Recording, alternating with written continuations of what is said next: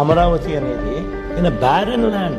ఇందులో basic infrastructure కట్టడానికి, బిల్డింగుల గురించి నేను మాట్లాడడం లేదు, బేసిక్ ఇన్ఫ్రాస్ట్రక్చర్ కట్టడానికి ఎకరాకు 2 కోట్లు అవుతుందని వీళ్ళే లెక్కలు కట్టి డిపిఆర్ ఇచ్చారు.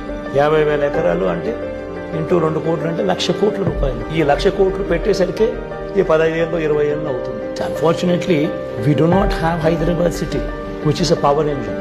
60% of the revenues, 60% of the revenues come only from Hyderabad. మన గ్రోత్ ఇంజిన్ అటువంటిది ఇస్ వైజాగ్. రాష్ట్రంలో బిగ్గెస్ట్ సిటీ ఇస్ వైజాగ్.